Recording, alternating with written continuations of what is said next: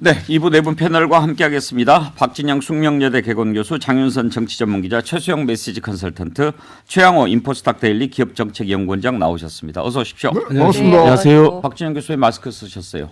예, 살짝 감기 기운이 있어가지고 날씨가 많이 추워져서. 예, 혹시나 해서 네. 코로나 검사는 해보셨나요? 검사는 2번 했습니다. 괜찮아요? 네네. 다행입니다. 혹시 그동안 걸리신 적 있어요? 없습니다. 그러면은 한 번도 안 걸리고 와. 가신 분 보기가 힘든데. 예.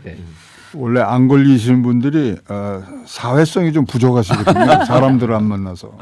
예. 그런 부분도 있고 몸에 더럽고 강한균이 많아가지고 다 막습니다. 네. 일부에서 시대전환 조정훈 의원과 인터뷰를 했는데 우리 애청자분들 댓글이 제가 보면 9대 1 정도 관련한 것 같습니다. 9대 1도 넘는 것 같아요. 들어온 댓글만 보면. 저런 인간 왜 불렀냐. 이게 한 90% 되고 믿을 사람 조정훈밖에 없다. 저런 사람 대통령으로 뭐 이런 글도 있고. 박진영 교수 민주당 소속이시죠? 네네. 지금 민주당 지지자들은 조정훈 의원에 대해서 반감이 좀 많이 있는 분위기죠. 그렇죠. 뭐 극단적 표현하면 약간의 배신감. 예. 민주당에서 공천받지 않았느냐. 예. 뭐 그런 부분들이. 민주당 있고. 덕택에 빠지 달아놓고 왜 그렇죠. 민주당 안 도와주냐라고 예. 하는 거죠. 그리고 뭐 다른 부분은 모르겠는데 국정조사 부분만큼은 사실 웬만하면 다 동의할 수밖에 없잖아요. 흔히 이런 표현 안 써야 되는데 민주당에 뭐 수박이라는 의원들도 있습니다만은 그런 분들도 다 국정조사에는 다 동의하거든요. 근데 조정훈 의원이 국정조사에 동의를 안 하니까 그게 제일 섭섭하죠. 근데 최양호 원장, 네. 그 미국 정치는 어때요? 이렇게 당론이 딱 정해지면. 근데 여기는 이제 당도 다르고 또 국회의원은 개개인이 헌법기관 아닙니까? 그렇죠. 개인의 판단이 있는 건데. 그러니까 뭐 이번에 공화당 같은 경우, 민주당 같은 경우 상원에서 조 맨친 의원이 끝까지 BBB 법안 같은 거 반대하면서 그래서 뭐 상원의원에서 이게 되니 안 되니 BBB는 뭐예요? BBQ하고 달라요? 아니요. 빌드백 베러. 예. 법안이 이제 바이든이 했지 않습니까? 그래서 일단은 거기는 뭐 당론이라는 것 자체가 개인적인 그런 헌법기관으로서의 의원들에게 당론보다는 의견을 더 중요시하는데 일단 거기도 당론을 몰죠. 이렇게 가기로 하지만 개인적인 의사들에 대해서는 굉장히 뭐 존중을 해주는 부분들이 있습니다. 근데요, 장윤선 기자, 오늘 네. 갤럽 여론조사를 보면은 이제 대통령 직무수행 평가는 지난주하고 뭐 거의 비슷해요. 네. 대통령 1% 올라가고 30에서 31로 네. 그리고 이제 부정은 60에서 60으로 내려갔는데 이제 주목하는 게 정당 지지율이거든요. 네.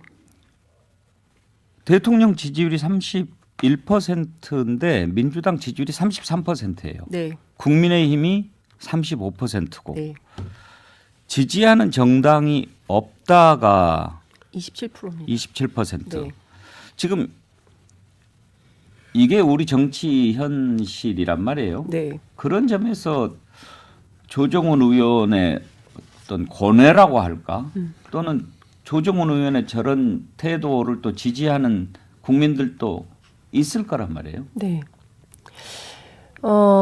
글쎄 이렇게 소신인지 어떤지 사실은 제가 조정훈 의원이 국회에서 정치를 시작할 때 저는 한국에 없었기 때문에 만나볼 기회는 없었고 오늘 처음 이렇게 뵀는데요. 근데 저는 그 국민들 보시기에 국민의힘도 민주당도 흡족하지 않은 거죠. 그러니까 국민의힘은 이제 정부가 윤석열 대통령과 윤석열 정부가 뭔가 잘못할 때 당의 이름으로 제어하거나 조정하거나 그리고 새롭게 리드하거나 뭐 이런 리더십이 좀 있어야 되는데 국민의힘에 전혀 그게 안 보인다. 여당 안에. 이제 이런 문제를 보는 것 같고요.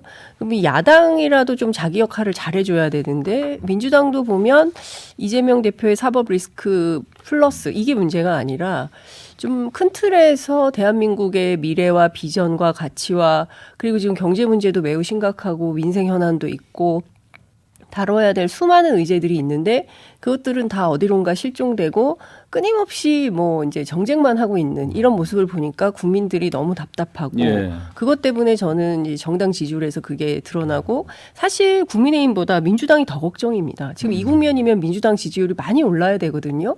그런데 제대로 싸우지도 못하고 그리고 어떤 그 정치적인 효능감도 보여주지 못하고 특히나 이제 국민들은 촛불혁명 이후에 상당한 그 힘을 민주당에게 밀어준 측면이 있죠. 그러니까 대선을 통해서 정치 권력 바꿨지, 뭐 국회 권력, 지방 권력까지 다 바꿔줬는데 개혁 의제는 잘 되지 않았거든요.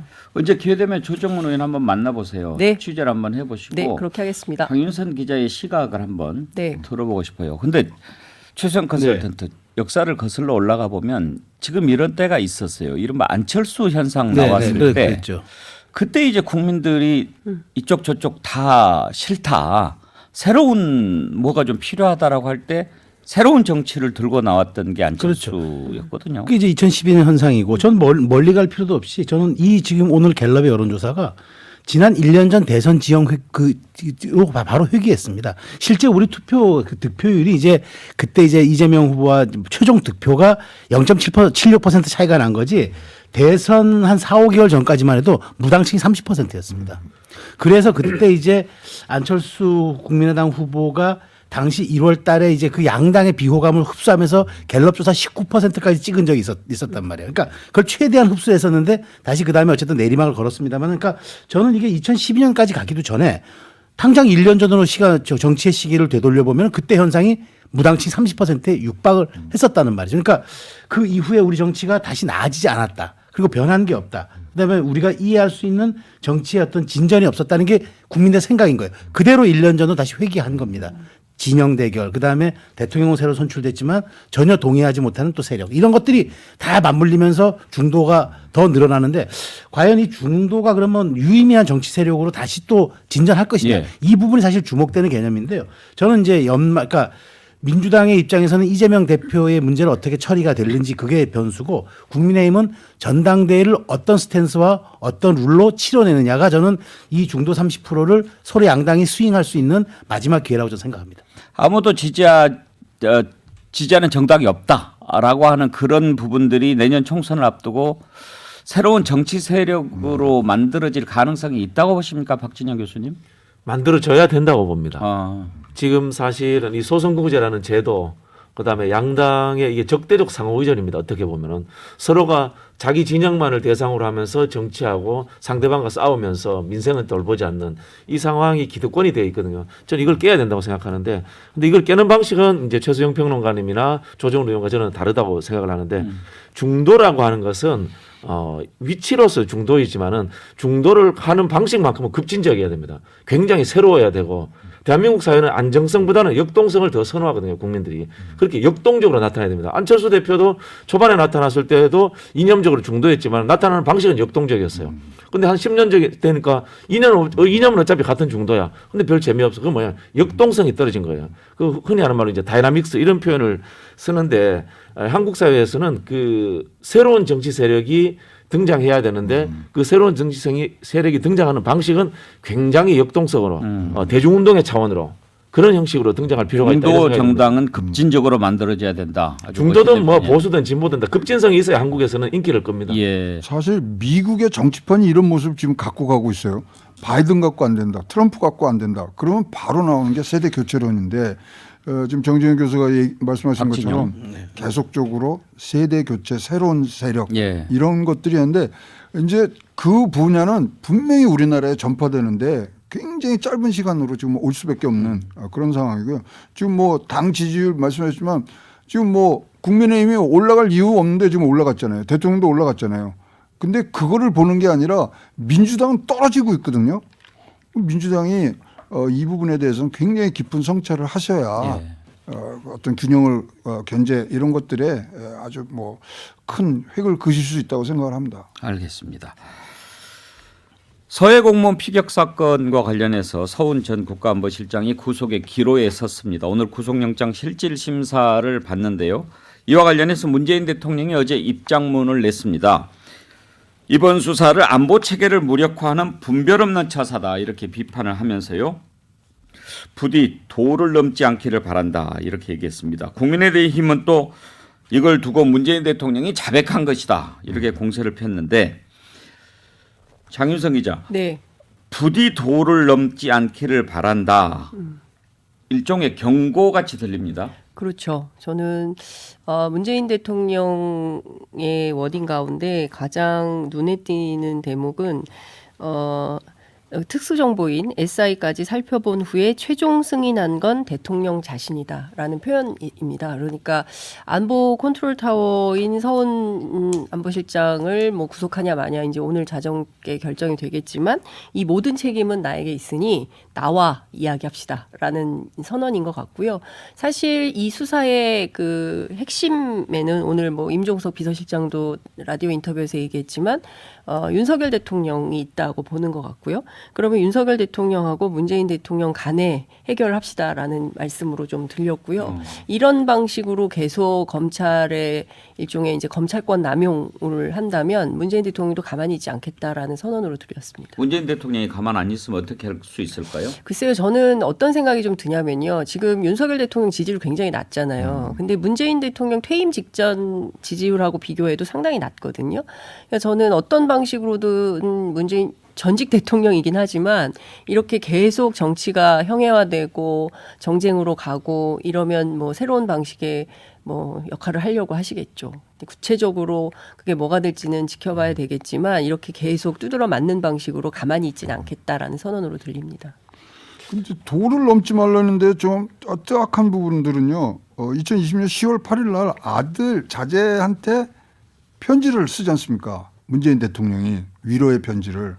그 당시에 보면은 누구 아들이요? 그 피겨 공무원 피겨 아들. 공무원 아들한테 예, 예. 아주 그래서 그 편지를 보냈더니 이제 답장을 주신 뭐 부분들인데 그때 보면은 진실이 밝혀져서 책임을 물어야 할 것은 묻고 억울한 일이 있었다면 당연히 명예를 회복해야 된다는 그런 문구를 딱 집어넣으면서 이것에 대한 앞으로의 어떤 이 뭐 이게 맞네야 틀리네 어떤 거기에 대해서는 진실을 규명하고자 하는 그런 모습을 보여주셨단 말이죠. 근데 지금은 딱 어떤 철장을 치면서 도를 넘지 마라. 조금 그때와 지금하고 좀 다른 모습들. 그러면 잘못한 것이 있으면 벌을 받겠다는 걸로 우리 국민들이 알아들어야 되느냐. 여러 가지 지금 뭐 생각을 갖게 하는 그런 뭐 발표문이었다고 저는 생각합니다. 저는 문 전 대통령이 참전했다고 생각합니다. 이 논란에. 그러니까 명확하게 그동안 이제 그 지난번 풍산계 반환 논란이 있었잖아요. 그때는 뭐라 했냐면은 이제 좀 그만했으면 좋겠다는 워딩을 썼어요. 이제 좀 그만했으면 좋겠다. 근데 이번에는 도를 넘지 말아라는 얘기를 하는 것은 본인의 참전 의사를 직접 밝힌 겁니다. 그러면 이제 이 양상이 내 부하들에게 책임 묻지 마라. 이 최종 책임은 내게 있다. 그러니까 이제 나하고 얘기하죠. 그러니까 근데 저는 이 참전 선언이 그동안의 기류와는 배치되는 거잖아요. 그러면 감사원이 서면 조사하자고 했을 때 그건 무례한 짓이라고 하면 안 되죠. 최소한 내 부하들은 책임 없다는 얘기를 그때 밝혀주셨어야죠. 근데 그때는 무례한 짓이라고 거부해 놓고 이제 와서 참전을 해서 저는 이렇게 생각하는 거예요. 그러니까 그리고 이제 검찰이 어느 정도 저는 그래요. 새로운 사실이 밝혀진 게 뭐가 있느냐라고 하는데 또 거꾸로 새로운 증거들에 대해서 아무도 여기에 대해서는 책임 있는 또 얘기를 안 해요. 새로운 뭐 발언이라든가 뭐 증거라든가. 그 대통령께서 이렇게 더 이상 확대하지 말자라는 식의 참전 선언은 저는 이제 말하자면은 문 대통령이 침묵을 깨고 이제 앞으로 어떤 정치 현안이든 뭐든 내가 어떤 메시지를 좀 선명하게 내겠다. 물론 윤건영 의원을 통해 대리 발표를 했지만 저는 이 12월 2일의 선언이 그런 함의를 좀 띠고 있다라고 생각하기 때문에 앞으로 이 국면이 어떻게 전개될 때까지는 좀 거친 방식으로 좀 진행될 것 같은 예측이 됩니다. 문재인 대통령이 메시지를 내면 어떻게 될까요? 역대로 보면요. 최근이죠. 윤석열 정부 들어서고 민주당 지지율이 언제 제일 잘 오르냐면요. 윤석열 정부가 문재인 대통령 때릴 때 제일 잘 올라갑니다. 그건 뭐냐면 현재 민주당 지지율에 포함되어 있지 않은 문재인 대통령 고유의 지지율이 존재하고 있다는 겁니다. 그럼 문재인 대통령이 여기에 참전한다는 것은 반윤석열 투쟁에 같이 나서신다는 그런 이야기가 됩니다. 저는 그것이 윤석열 정부가 과연 버틸 수 있을까? 저도 감히 좀 경고드리고 싶은데요. 윤석열 정부의 지지도라든가 국민들의 갖고 있는 신뢰도 이런 허약성들이 국민들에게 신뢰를 갖고 있는 문재인 대통령까지 참전한다면 굉장히 위기에 빠질 것이다. 이 말씀을 드리고 싶고요. 정말 문재인 대통령이 분노하셔서 여기에 참전하신다면 표현을 좀 속되게 하겠습니다만은 영화 타짜에서 했던 것처럼 이 SI 정부부터 국익에 해당되는 모든 것들이 훼손되는 상황을 윤석열 정부가 주도하고 있으니까 정말 이 손모가지 걸고 전 대통령과 현 대통령이 진실 규명을 한번 했으면 좋겠습니다. 근데요, 지금 이제 장윤선 기자께서 말씀하신 그 대통령 지지율, 네. 문재인 대통령 퇴임 당시 지지율에도 못 미치는 지금 대통령의 지지율 이렇게 이제 얘기를 하셨고 만약에 문재인 대통령이 참전하면 어떻게 되겠느냐 뭐 약간 그 세게 말씀하셨는데 박진영 교수께서는 정치인은 산수가 아니고 수학이잖아요. 네. 오히려 국민의힘이나 현 정부 입장에서는 들어와라. 들어와. 그러면 우리 더 뭉친다. 이런 생각할 수도 있을걸요? 뭐 당연히 그런 생각할 거라고 보고요. 저는 이제 처음부터 말씀드렸지만 그 정치와 협치는 없다. 윤석열 정부에. 왜냐하면 문재인 정부 전 정권은 용공. 그다음에 현재 이재명 대표를 포함한 현 지도부 혹은 민주당은 부패. 이렇게 이제 두 가지 프레임을 걸어서 어찌됐든 전반적으로 전방위적인 공격을 하고 있는 거잖아요. 검찰 수사 등을 통해서. 그리고 이 상황에서 처음에는 서욱 전 장관, 그 다음에는 김홍희 해경청장, 이제 세 번째로 이제 서훈 원장에 대해서도 실질적으로 이제 구속영장이 청구가 되고 오늘 한 해 만에 이렇게 되니까 그 다음은 또 박지원 원장이 되겠죠. 이렇게 해서 점점 포위망을 좁혀가면서 그 끝에는 그 칼날의 끝에는 문재인 전 대통령 자신이 있다는 걸 감지를 하는 것이고 지금부터는 그렇다면 나도 나서겠다라는 선언으로 저는 생각을 합니다. 그러니까 그 전까지는 이제 지켜보신 거죠. 뭐 여기까지 되겠어 대충 뭐 이렇게 보다가 이건 도저히 더 이상은 물러설 데가 없고 그렇다면 나서서 나도 일격을 해야 된다. 그런데 그러면 문재인 대통령이 저는 그 박진영 교수님처럼 뭐 반 윤석열 투쟁의 선봉이 된다. 저는 그렇게 보지는 않습니다. 다만 지금 저는 국민의힘이 뭐 1% 지지율 긍정평가 올랐다고 좋아할 것이 아니라 두터운 콘크리트 반 윤석열 진영이 존재한다는 것을 국민의힘이 깨달아야 된다고 생각합니다. 흔들리지 않는 60%가 있는 거예요. 60%는 어찌 보면 윤석열 정부 윤석열 대통령에 대한 혐오층이라고 볼 수 있거든요. 근데 이 지지층이 돌아서지 않는 한 국민의힘과 윤석열 대통령의 지지율은 절대 오르지 않는다는 거죠. 그러니까 지금 보면 민주당도 그렇고 국민의힘과 윤석열 정부도 그렇고 진짜 명운을 건 한판 승부를 계속하고 있는데 이 과정에서 전부 정치 혐오나 무관심층으로 돌아서는 국민들은 많이 생긴다는 점이 굉장히 주목해봐야 되는 점이 아닌가 싶습니다. 최영호 원장 분석은 어떻습니까? 문재인 대통령이 만약에 지금 뭐 이른바 참전 형식으로 네. 들어온다면 이제 진실을 밝히기 위해서는 도를 넘어야 되는 상황이거든요. 지금 그러니까 문재인 대통령이 정했던 도의 그런 정의를 보자 그러면은 이거야말로 진짜로 뭐 정쟁 중에 정쟁에 아주 뭐 제일 제 위의 포식자로서 지금 붙어버리는 부분이니까 지금 이제 전직 대통령으로서 그다음에 나라를 전체를 운영해 보신 경험으로 봐서 뒷견에서 원론격으로 이것들을 대화와 어떤 협치의 어떤 대상으로 이제 갖고 가셔야 되는 부분들이고요.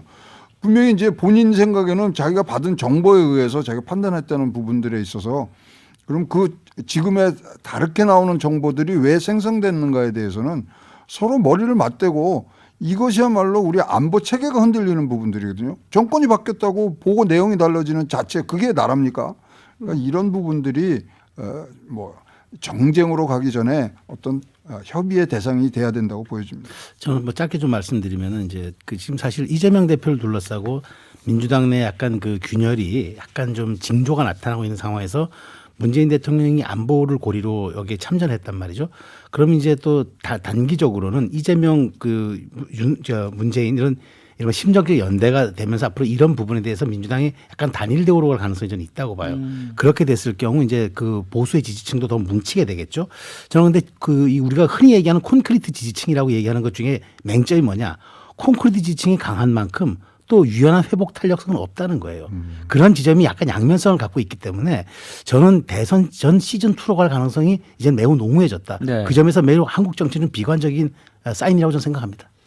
근데 거기 제 1번 액터가 윤석열 대통령의 상황을 만드는 거예요. 문재인 대통령이라는 지금 방어적 측면에서 참전을 할 수밖에 없는 상황이다. 이런 상황인 거예요.